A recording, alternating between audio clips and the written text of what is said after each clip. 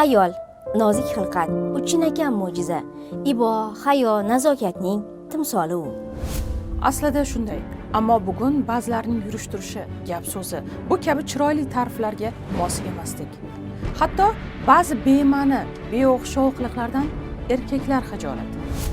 Ayol ona, uning uchun farzandi bor quvonchi, hayot mazmuni.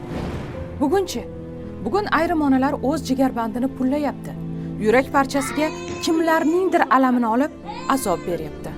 Ayol millat tarbiyachisi, u dunyo tamadduniga munosib ulush qo'shgan insonlarni voyaga yetkazgan. Bu ayni haqiqat, biroq oramizda shundaylar ham borki, onasidek bag'riga talpingan bolani uradi, so'kadi. Kimningdir himoyasiz dilbandiga, qora ko'ziga kuch ishlatadi. Bunday voqealarga guvoh bo'lib, shu ham ayolmi deging keladi.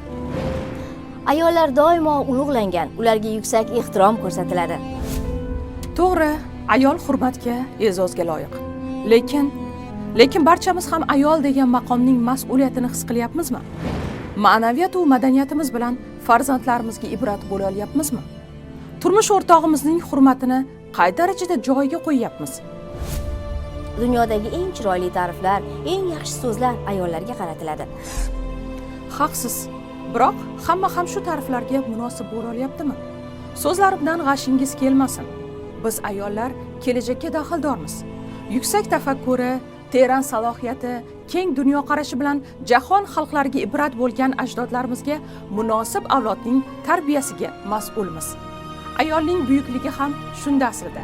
Demakki, har so'zimiz, har ishimiz, har niyat va maqsadimiz ulug'ligimizga monand bo'lishi shart.